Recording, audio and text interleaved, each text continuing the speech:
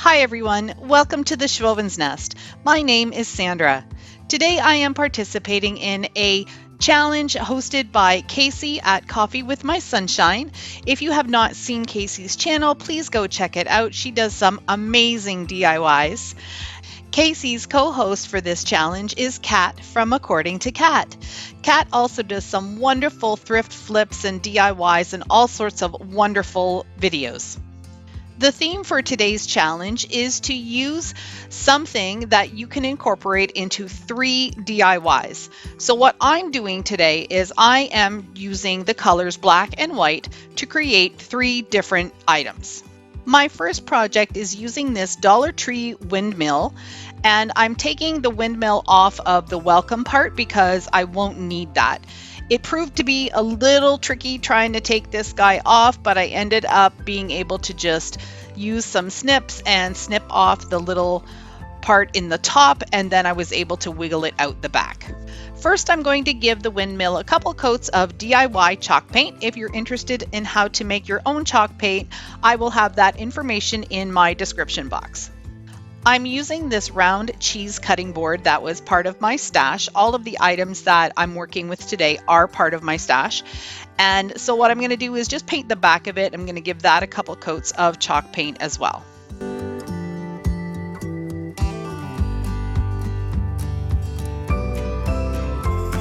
Now that the windmill is dry, I'm going to take some black acrylic paint, which I have also made into a chalk paint, and I'm going to go around the edges, create a little bit of an enamel look, but then I'm also going to just distress it a bit.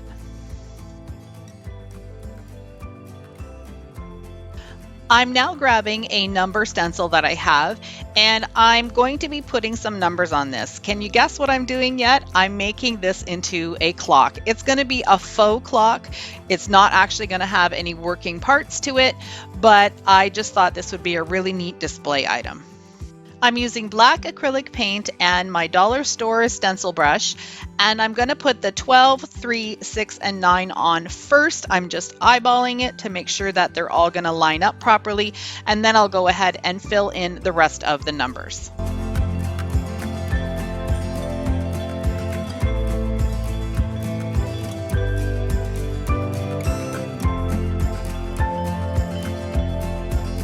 Once you're done watching my video, please go down to my description box and click on that playlist link so you can see all of the wonderful things that all the other YouTube creators have done.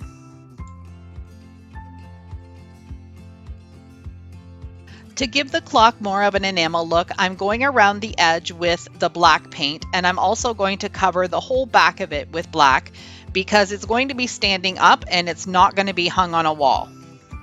Now I had to figure out a way how I was going to attach the windmill. It has a little piece sticking out at the bottom that doesn't allow it to sit flush, which I'm okay with because then it's farther away from the actual board part, but it was just tricky trying to figure out how I was going to get that to attach. I ended up gluing a flathead screw into the hole on the back, and then I was able to glue it down better.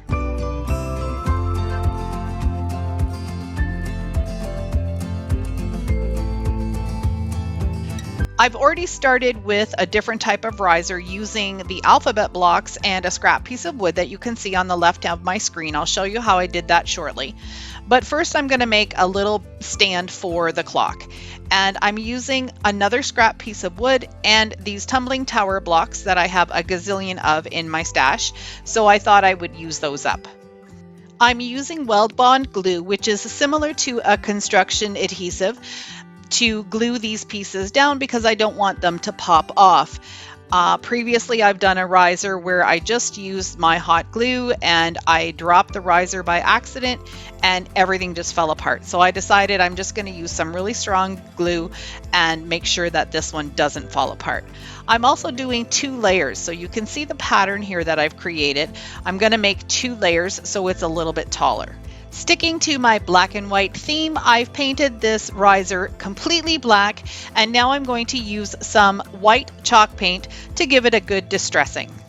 I'm using my dry brush technique where I put some paint on the brush, I dab some of it off, and then I very lightly go over my piece. I am adding a little bit of extra white here because I want it to have a really good weathered look.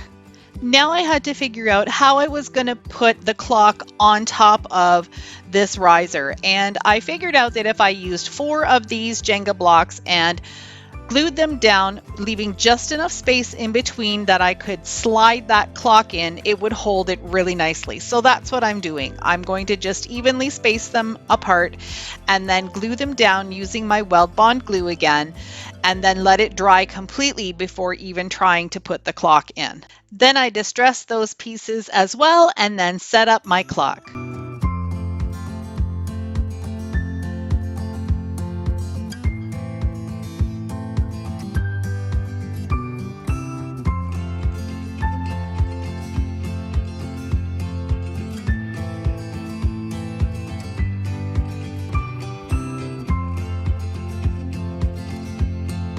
My next project is using another piece of scrap wood and using these little cube blocks that are also from the Dollar Tree as spacers for making a riser as well.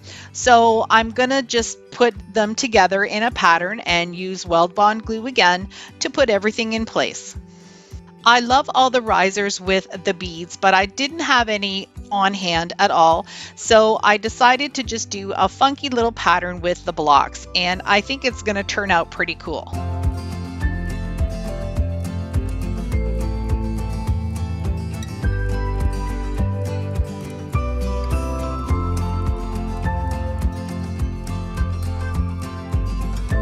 I painted this riser black as well, and now I'm just going to do the dry brushing technique just like the other one.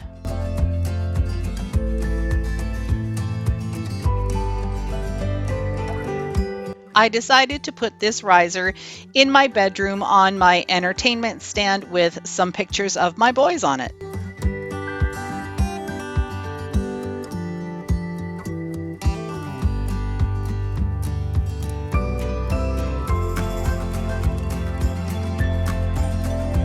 This last project I think is my favorite for today. It really turned out great and I'm really proud of it. So I'm using this thrifted box. Whenever I have gone thrifting previously, I always look for these wood boxes because you can use them for so many different things. I'm taking the hinges off because I won't need the lid for this project. I'm going to give it 2 coats of Rust-Oleum white chalk paint.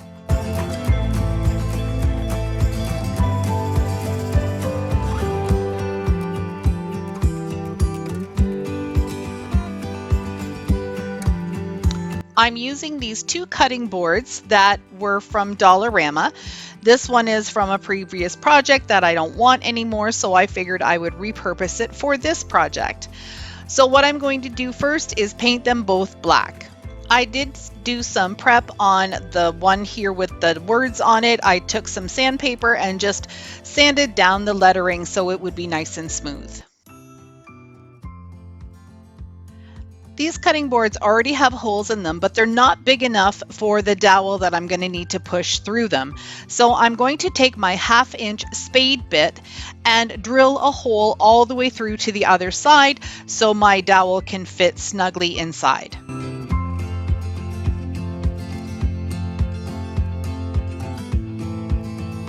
If you're new to my channel and you like what you see, I would love it if you would hit that red subscribe button.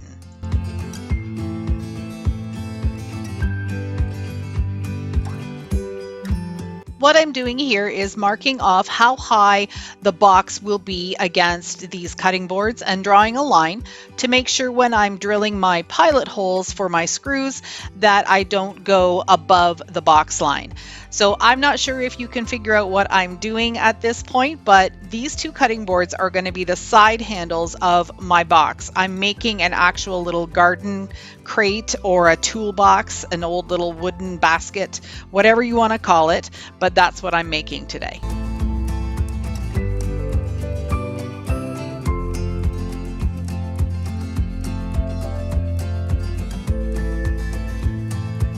I like to start the screws into my first piece of wood. It just makes it easier so I don't have to manage a whole bunch of things at the same time. My screws are already in and ready to go. I put the box on its one side and then put the cutting board on top, and holding it down, just screwed in all 4 of the screws. On top of the table, I got the screws partway in, and then I had to take the box down to the floor so I could get my whole weight behind it and get the job done. Now it's time to put the dowel in. I had a little bit of a struggle trying to get this baby in, but I had to twist and twist until I got it all the way through the one side.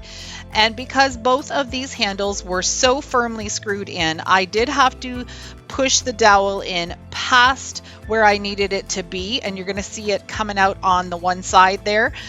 And then once I had it past, I was able to fit it into the other hole and then push it through again. Now it was time, of course, to distress, because no project would be complete unless I distress.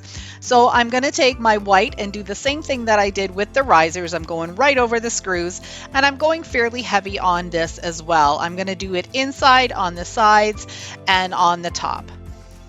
Finally, to make this look more like a farmhouse bucket, I'm going to use this stencil, and I'm just going to use the bottom that says local honey and the little flower and line across the bottom, and I'll be using black paint for this. You can also see that I distressed the white part of the box with black.